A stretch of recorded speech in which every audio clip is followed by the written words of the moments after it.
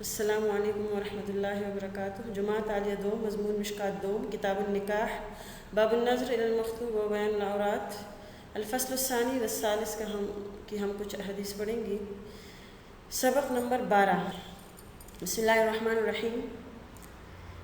اس سے پہلے کل ہم نے وعن محمد بن جحش قال مر رسول اللہ صلی اللہ علیہ وسلم علی معمر، یہ والی حدیث پڑھی تھی، اور آج جو ہم حدیث پڑھیں گے وعن ابن عمر رضی اللہ عنہما قال قال رسول اللہ صلی اللہ علیہ وسلم ایاکم التعریہ فإن معكم من لا يفارقكم إلا عند الغائط وحين يفزي الرجل إلى أهله فاستحيوهم وأكرموهم رواہ الترمذی۔ ترجمے کی طرف دیکھیے گا بیٹا۔ حضرت ابن عمر رضی اللہ عنہما سے روایت ہے، فرماتے ہیں کہ رسول پاک صلی اللہ علیہ وآلہ وسلم نے فرمایا، تم ننگے ہونے سے بچو، اس لیے کہ تمہارے ساتھ وہ ہے جو تم سے جدا نہیں ہوتے۔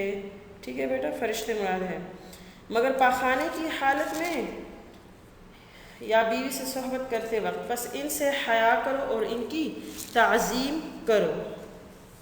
تشریح کی طرف آتے ہیں، قولہ ایاکم التعری، یعنی بغیر کسی ضرورت کے بلا وجہ کشف عورت سے بچو، ٹھیک، ننگے ہونے سے بچو، اس لیے کہ تمہارے ساتھ فرشتے ہوتے ہیں جو کبھی بھی جدا نہیں ہوتے سوائے ان دو حالتوں کے، پاخانے کے وقت، ٹھیک، پیشاب پاخانے کے وقت فرشتے جدا ہو جاتے ہیں، یا بیوی سے صحبت کرتے وقت، مجامعت کرتے وقت، ان دو اوقات میں فرشتے جدا ہو جاتے ہیں حیا کی وجہ سے۔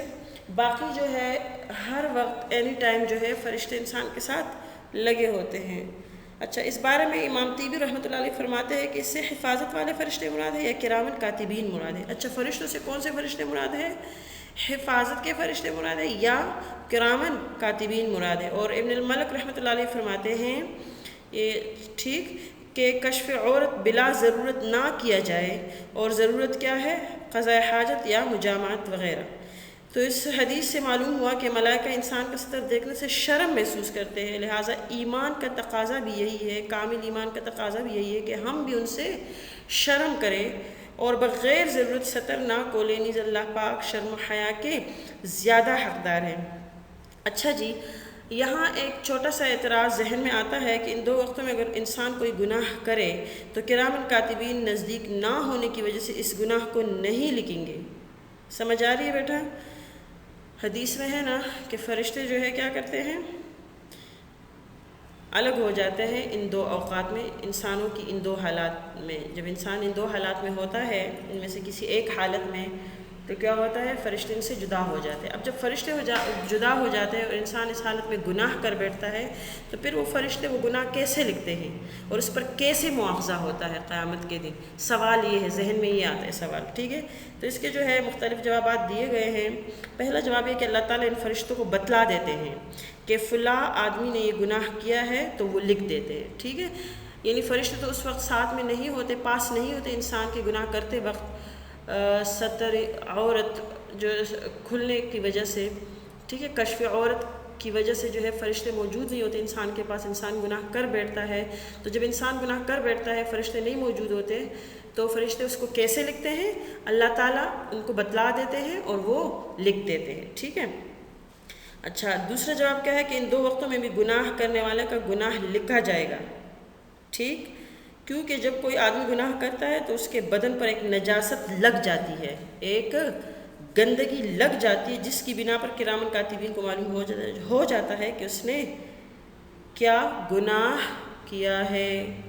گناہ کے بعد کیا ہو جاتا ہے؟ فرشتوں کو معلوم ہو جاتا ہے، بدن پر ایک نجاست، ایک گندگی، غلاظت لگ جاتی ہے، جس سے ان کو معلوم ہو جاتا ہے کہ اس بندے نے یہ گناہ کیا ہے، ٹھیک۔ اچھا جی، اگلی حدیث کی طرف دیکھیے گا۔ وعن ام سلمۃ رضی اللہ عنہا انہا كانت عند رسول اللہ صلی اللہ علیہ وسلم ومیمونۃ اذ اقبل ابن ام مکتوم فدخل علیہ فقال رسول اللہ صلی اللہ علیہ وسلم احتجبا منہ فقلت یا رسول اللہ صلی اللہ علیہ وسلم الیس هو اعمى لا يبصرنا فقال رسول اللہ صلی اللہ علیہ وسلم افعمیابان انتما الستما تبصران، رواہ احمد و ترمذی و ابو داود۔ حضرت ام سلمہ رضی اللہ عنہ سے روایت ہے کہ وہ اور میمونہ رضی اللہ عنہما رسول اللہ صلی اللہ علیہ وسلم کے پاس تھی کہ ابن ام مکتوم رضی اللہ عنہ آئے تشریف لائیں۔ آپ صلی اللہ علیہ وسلم نے اپنی دونوں بیویوں کو ام مکتوم سے پردہ کرنے کا حکم فرمایا۔ حضرت ام سلمہ رضی اللہ عنہ فرماتی ہے میں نے عرض کیا اے اللہ کے رسول وہ نابینا ہے اور وہ ہم کو دیکھ نہیں سکتا۔ حضور صلی اللہ علیہ وسلم نے فرمایا کیا تم دونوں اعمیٰ ہو؟ کیا تم دونوں اس کو نہیں دیکھ رہی ہو؟ اچھا تشریح کی طرف دیکھیے گا، قول افعمیابان یہ تثنیہ کا صیغہ ہے، ٹھیک ہے، تانیث ہے اور اس کی واحد کیا ہے؟ اس کا مفرد جو ہے عمیہ ہے اور یہ تانیث ہے، ٹھیک ہے، اعمیٰ کی۔ اچھا ایک اس سے پہلے جو ہے ہم نے کچھ حدیثیں پڑھی تھی اور کچھ جو ہے ایک اور حدیث جو آپ نے سنی ہوگی اور مفہوم بھی سن لیں، اس کی بنا پر اس حدیث میں اور اس حدیث میں جو ہے تعارض آ رہا ہے، ٹکراؤ آ رہا ہے، ٹھیک ہے۔ تو اس حدیث سے جو ہے کیا معلوم ہو رہا ہے کہ جیسے مرد کا اجنبی عورت کو دیکھنا جائز نہیں ہے، ایسے عورت کا اجنبی مرد کو بھی دیکھنا جائز نہیں ہے، جبکہ دوسری وہ حدیث جس سے معلوم ہوتا ہے کہ عورت کا اجنبی مرد کو دیکھنا جائز ہے، ٹھیک ہے، ایک حدیث ایسی بھی ہے جیسا کہ حدیث عائشہ میں ہے کنت انظر الی الحبشہ وهم یلعبون، کہ حبشی لوگ مسجد نبوی سے متصل نیزہ بازی کے کرتب کیا کرتے تھے، ٹھیک ہے۔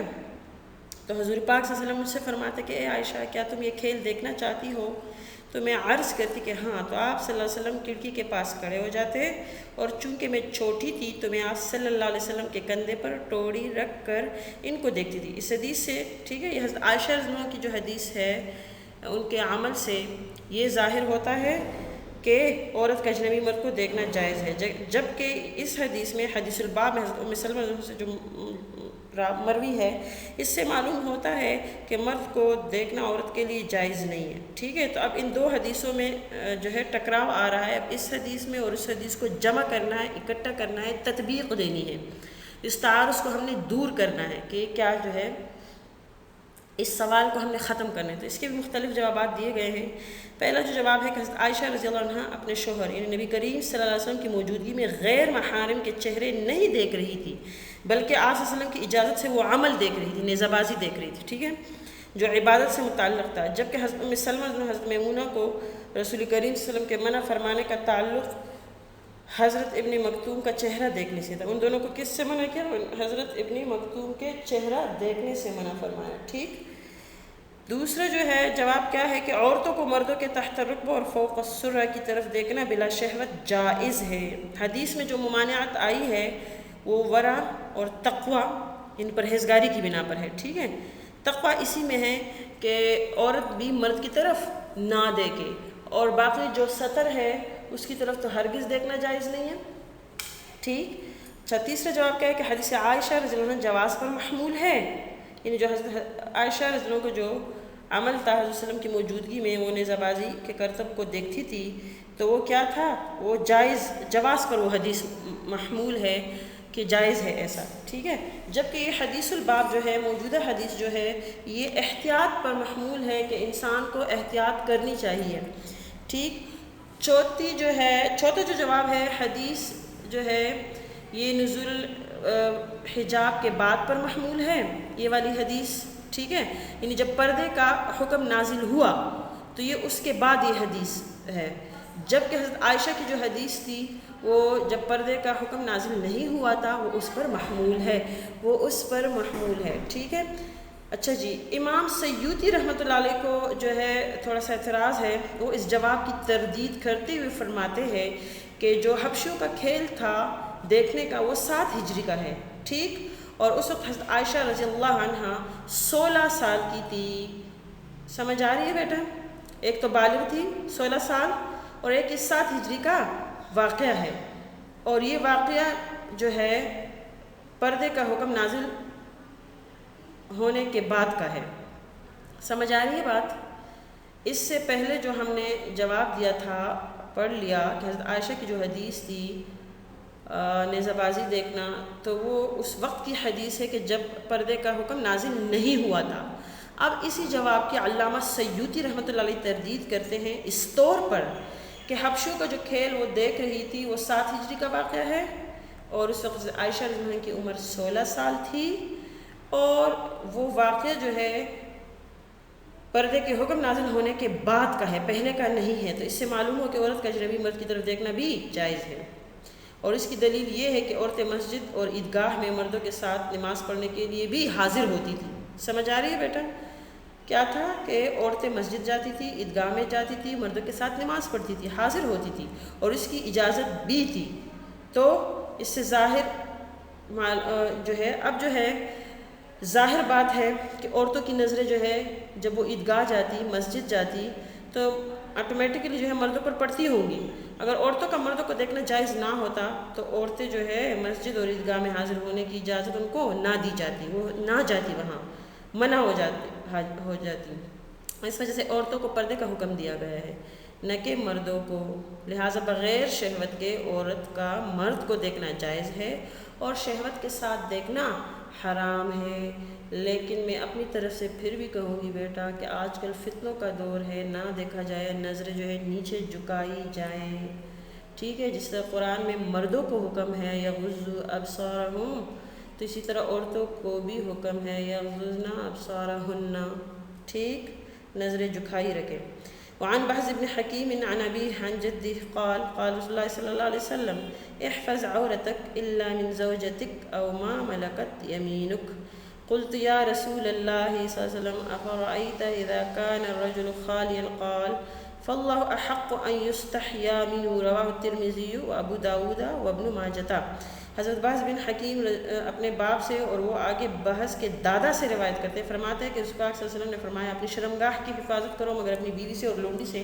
میں نے عرض کیا اے اللہ کے رسول، جس وقت آدمی اکیلا ہوتا ہے، صلی اللہ علیہ وسلم نے فرمایا اللہ زیادہ لائق ہے کہ اس سے حیا کی جائے، یعنی اگر بندہ تنہا ہے، اکیلا ہے، تو اس سے تو اور بھی زیادہ خوف ہوتا ہے کس چیز کا؟ شیطان کا، کہ شیطان جو ہے اسے بہلا پھسلا دے۔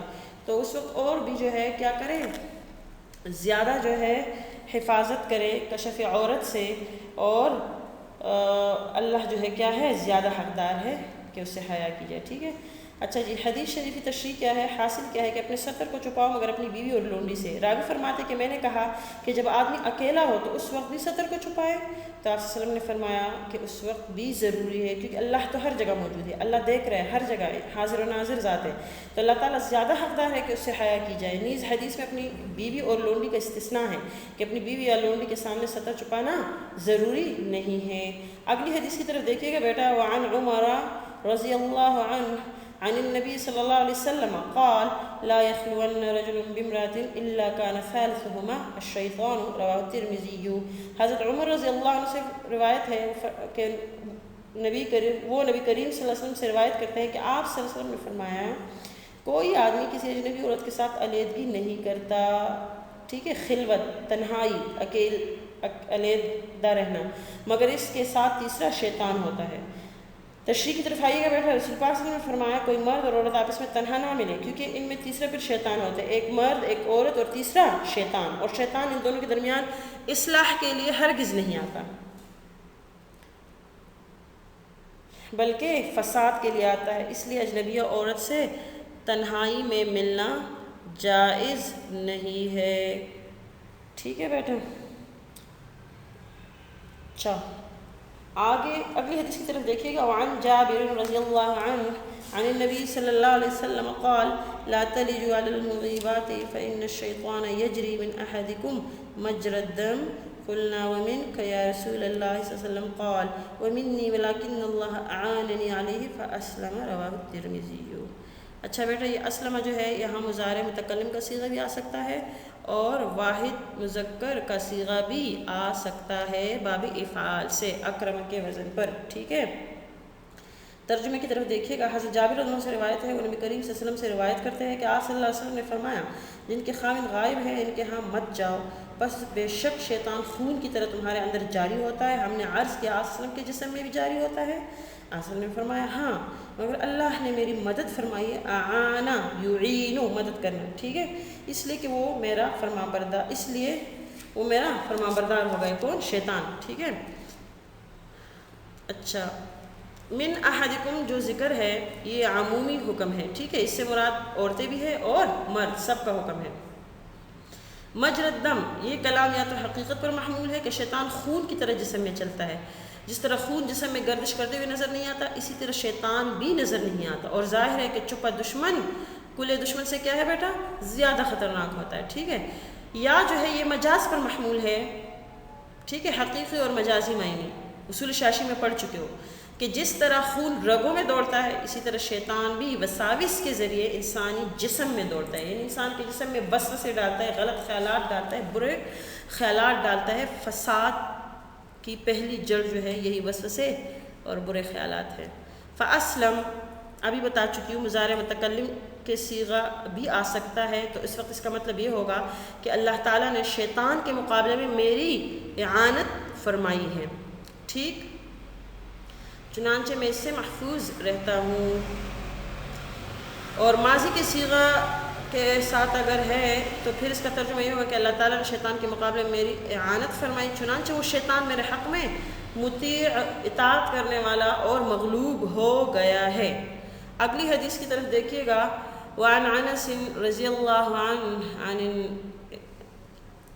ان النبی صلی اللہ علیہ وسلم اتى فاطمة بعبد قد وهبه لها وعلى فاطمة ثوب اذا قنعت به رأسها لم يبلغ رجليها واذا غطت به رجليها لم يبلغ رأسها فلما رأى رسول اللہ صلی اللہ علیہ وآلہ وسلم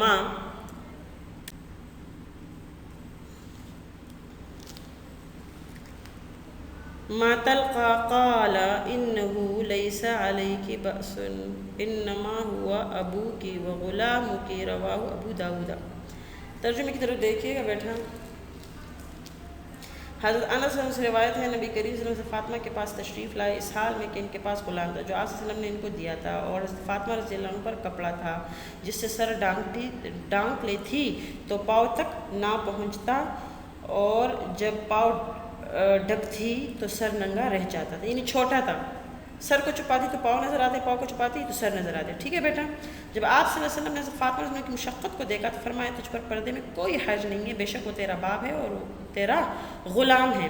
اچھا جی، اس حدیث سے جو ہے ایک اختلافی مسئلہ جو ہے زیر بحث ہے، ٹھیک ہے بیٹا۔ مسئلہ کیا ہے کہ آیا جو ہے غلام سے پردہ ہے یا نہیں ہے، آیا غلام سے پردہ ہے یا نہیں ہے؟ تو اس بارے میں جو ہے پہلا مذہب امام شافعی اور امام مالک رحمہ اللہ کا ہے، وہ فرماتے ہیں کہ غلام اپنی سیدہ کے لیے محارم میں سے ہیں، لہٰذا غلام اپنی سیدہ کی ساقین اور زدین وغیرہ دیکھ سکتا ہے، جس طرح محرم سے جتنا پردہ ہے اتنا ہی پردہ غلام سے بھی ہے، ٹھیک ہے بیٹا۔ یہ کس کا قول ہے، کس کا مذہب ہے؟ امام شافعی اور امام مالک رحمۃ اللہ علیہ کا۔ اور ان دونوں حضرات کی جو دلیل ہے، پہلی دلیل یہی حدیث باب ہے جس میں ہے کہ آپ صلی اللہ علیہ وسلم نے فاطمہ کو غلام سے پردہ فرمانے سے منع فرمایا، تو معلوم ہو کہ غلام سے پردہ نہیں ہے۔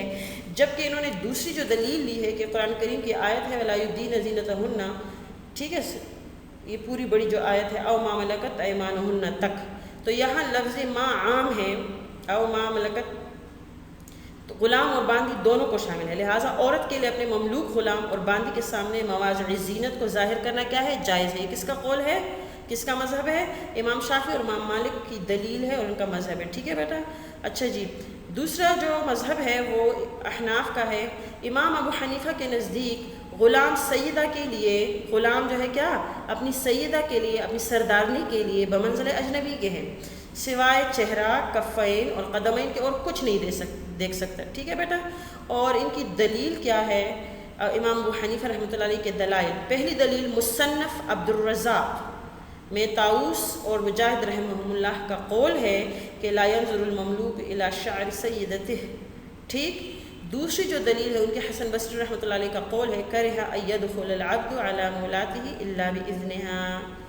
تیسری جو دلیل ہے ان کی، اگر غلام آزاد ہونے کے بعد سیدہ سے نکاح کرنا چاہے تو نکاح ہو جاتا ہے۔ امام ابو حنیفہ کا قول کیا ہے کہ اگر جو ہے غلام آزاد ہو جائے تو وہ آزادی کے بعد اپنی کیا سردارنی سے نکاح کر سکتا ہے۔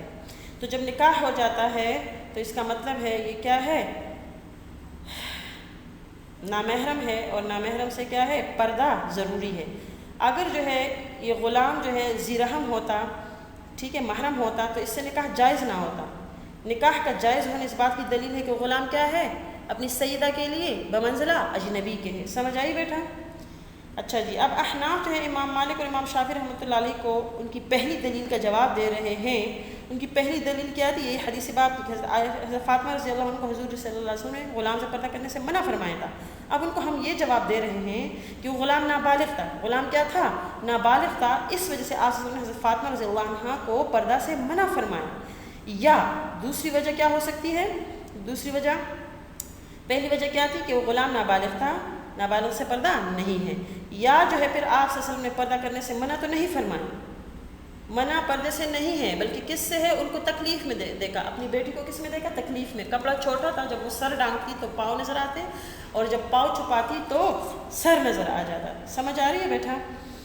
بلکہ اس تکلف میں پڑھنے سے منع فرمایا جو حضرت عائشہ، حضرت فاطمہ رضی اللہ عنہ کر رہی تھی کہ غلام سے اتنا پردے کرنے کی ضرورت نہیں ہے، کیونکہ وہ کام کاج کے سلسلے میں گھر کے افراد کی طرح اندر آتا جاتا ہے۔ ٹھیک ہے بیٹا؟ اچھا، دوسری دلیل کا جو جواب دے رہے ہیں، ٹھیک ہے، امام شافعی اور امام مالک رحمۃ اللہ علیہ نے دوسری دلیل قرآن کی آیت سے دی تھی۔ ٹھیک، تو اس آیت کا ہم جواب یہ دے رہے ہیں، اس سے مراد صرف باندی ہے، یعنی اس آیت میں باندیاں مراد ہے، غلام مراد نہیں ہے۔ اس آیت میں باندیاں مراد ہے، غلام مراد نہیں ہے۔ اچھا جی، الفصل الثالث شروع کر رہے ہیں، دیکھیے گا بیٹا۔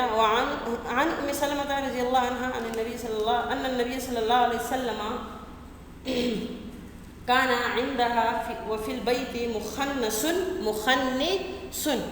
نون کے کسرہ اور فتح کے ساتھ ہے، ٹھیک ہے بیٹا۔ فقال لعبد اللہ ابن ابی امیۃ اخی ام سلمۃ یا عبد اللہ ان فتح اللہ لکم غدا الطائفہ فإني أدلك على ابنة غيلان فإنها تقبل بأربع وتدبر بثمان فقال النبي صلی اللہ علیہ وسلم لا يدخلن هؤلاء عليكم، متفق علیہ۔ امام مسلم اور امام بخاری رحمہ اللہ دونوں نے اپنی کتاب میں اس حدیث کو ذکر کیا۔ حضرت ام سلمہ رضی اللہ عنہ سے روایت ہے کہ ایک مرتبہ آپ صلی اللہ علیہ وسلم ان کے پاس تشریف فرما تھے اور گھر میں ایک مخنث تھا۔ اس نے حضرت ام سلمہ کے بھائی عبداللہ ابن ابی امیہ سے کہا، اے عبداللہ، اگر اللہ نے کل طائف فتح کر دیا تو میں تمہاری غیلان کی بیٹی کی طرف نشاندہی کروں گا، پس وہ بے شک آتی ہے 4 کے ساتھ اور جاتی ہے 8 کے ساتھ، شکن مراد ہے، ٹھیک ہے بیٹا۔ بس آپ صلی اللہ علیہ وسلم نے فرمایا کہ تم پر آئندہ یہ داخل نہ ہو۔ اچھا، مخنث کسے کہتے ہیں؟ اس شخص کو کہتے ہیں جو اپنی حرکات اور سکنات اور بول چال میں عورتوں کے ساتھ قصداً ارادتاً کیا کرے، مشابہت اختیار کرتا ہو، تو ایسا شخص شرعاً قابل مذمت ہے، مذموم ہے یہ شخص۔ اور ہاں بیٹا، اگر کوئی شخص پیدائشی طور پر، خلقی طور پر ایسا ہو تو اس پر کوئی ملامت ہے، ٹھیک ہے، اللہ نے اس کو جیسا بنایا وہ ایسا ہی ہے، اس پر کوئی جو ہے گناہ نہیں ہے، کیونکہ حدیث شریف میں وضاحت آئی ہے کہ ان عورتوں پر اللہ کی لعنت ہے جو مردوں کی مشابہت اختیار کرتی ہیں، ان مردوں پر بھی اللہ کی لعنت ہے جو عورتوں کی مشابہت اختیار کرتے ہیں، ٹھیک۔ اس مخنث کا نام بعض کے نزدیک حیت تھا اور بعض کے نزدیک اس کا نام ماطع تھا، طا کے ساتھ، ٹھیک۔ یہ پہلے امہات المؤمنین کے گھر آیا جایا کرتا تھا، اندر آتا تھا جاتا تھا، ٹھیک ہے، کیونکہ ازواج مطہرات کا یہ گمان تھا کہ یہ جو ہے فطرتاً اوصاف مردانگی سے جو ہے عاری، خالی پیدا ہوا ہے فطرتاً، ٹھیک، اور جذبات نفسانی سے خالی ہے۔ ایک دن اس مخنث نے جو حدیث میں بات مذکور ہے وہ کہی۔ اچھا، کیا بات کہی؟ فإنها تقبل بأربع وتدبر بثمان، جو 4 شکن کے ساتھ آتی ہے اور 8 شکن کے ساتھ جاتی ہے، یعنی اس طرح کہ جو شخص موٹا ہوتا ہے تو اس کے سامنے پیٹ میں 4 شکن ہوتے ہیں، موٹے انسان کے پیٹ میں شکنیں آتی ہے، ٹھیک ہے بیٹا، 4، مگر جب پیچھے سے اس کو دیکھا جاتا ہے تو کیا ہوتی ہے، ایک دوسرے کے اگلے پچھلے 4 شکنوں کے کنارے مل کے جو ہے کیا ہوتا ہے، وہ 8 دکھائی دیتی ہیں۔ تو اس نے جو ہے ان شکنوں کو جو ہے اگلے پچھلے 4 شکنوں کو کس سے جو ہے تعبیر دیا اس مخنث نے؟ تقبل بأربع وتدبر بثمان، ٹھیک۔ جب یہ بات آپ علیہ وسلم کو معلوم ہوئی تو آپ علیہ السلام نے اس مخنث کو گھر سے نکال دیا، چنانچہ پھر جو ہے یہ کیا تھا، یہ مدینہ سے باہر حما نامی چراگاہ میں رہتا تھا. جب حضرت عمر رضی اللہ عنہ کے دور میں یہ بوڑھا ہو گیا تو آپ حضرت عمر رضی اللہ عنہ نے اس کو مدینہ آنے کی اجازت دی تھی اور یہ جمعے کو مدینہ آ جایا کرتا تھا. ٹھیک ہے بیٹا. اگلی حدیث کی طرف دیکھیے. وعن المسور بن مخرمة قال حملت حجرا ثقيلا فبين انا امشي سقط عني ثوبي فلم استطع اخذه فرآني رسول الله صلی اللہ علیہ وسلم قال لي خذ عليك بثوبك ولا تمشوا عراة. رواہ مسلم. حضرت مسور بن مخرمہ رضی اللہ عنہ سے روایت ہے، فرماتے کہ میں نے ایک بھاری پتھر اٹھایا ہوا تھا، جس وقت میں چلا تو میرے بدن سے کپڑا گرا، میں اس کو پکڑ نہ سکا. مجھے رسول پاک صلی اللہ علیہ وسلم نے دیکھا، فرمایا اپنا کپڑا لے اور ننگے مت چلا کر. لا تمشوا عراة، یہ عموم بعد الخصوص کی قبیل سے ہے، تاثیر منطق میں بڑا ہوگا. ٹھیک ہے. خاص کا ذکر کرنے کے بعد عام کو ذکر کرنا. اچھا، خذ علیک ثوبک، اس سے یہ معلوم ہوتا ہے، یہ دلالت کر رہی ہے عبارت کہ کوئی بھی بالغ شخص نہ ننگا رہے نہ ننگا پھرے، ستر ڈھانپنا فرض ہے. نیز یہ حکم عام ہے، کسی ایک فرد کے ساتھ خاص نہیں ہے. ٹھیک ہے بیٹا، سب کے لیے ہے. اگلی حدیث کی طرف دیکھیے گا. وعن عائشہ قالت ما نظرت او ما رأيت فرج رسول اللہ صلی اللہ علیہ وسلم قط. رواہ ابن ماجہ. حضرت عائشہ رضی اللہ عنہا سے روایت ہے، فرماتی ہے کہ میں نے رسول پاک صلی اللہ علیہ وسلم کا ستر کبھی نہیں دیکھا. قولوا ما نظرت او ما رأيت، یہ راوی کو شک ہے. ٹھیک ہے، کہ حضرت عائشہ نے کیا فرمایا تھا، یا تو ما نظر تو فرمایا تھا اور یا ما رأيت فرمایا تھا. ان دونوں کے معنی ایک ہی ہے، ان کے مفہوم اور مطلب میں کوئی فرق نہیں. دوسری روایت میں حضرت عائشہ کے الفاظ مذکور ہے کہ نہ تو آن حضرت صلی اللہ علیہ وسلم میں نے ستر کبھی دیکھا اور نہ کبھی میں نے آن حضرت وسلم کا ستر دیکھا. ٹھیک ہے. یہاں تو انہوں نے صرف اپنا عمل ذکر کیا، لیکن دوسری احادیث میں حضرت عائشہ سے مروی ہے کہ حضور صلی اللہ علیہ وسلم کا بھی یہی عمل تھا کہ نہ وہ مجھے دیکھتے اور نہ میں ان کے ستر کو دیکھتی. اس سے معلوم ہوا کہ اگرچہ شوہر اور بیوی ایک دوسرے کا ستر دیکھ سکتے ہیں، ٹھیک، لیکن شرم و حیا کا انتہائی درجہ یہ ہے کہ زوجین آپس کے ستر کو بھی نہ دیکھے. اچھا جی بیٹا، آج کے لیے اتنا کافی ہے اور انشاءاللہ اگلی 2 حدیثیں رہتی ہیں وہ اگلی باب کے ساتھ پڑھ لیں گے. ٹھیک ہے بیٹا. سبحان ربک رب العزت عما یصفون وسلام علی المرسلین والحمد للہ رب العالمین وآخر دعوانا الحمد للہ رب العالمین. اچھی طرح مطالعہ کیا کرے، تکرار بار بار کیا کرے بیٹا. انشاءاللہ عنقریب آپ کے امتحانات بھی ہوں گے ماہد کے.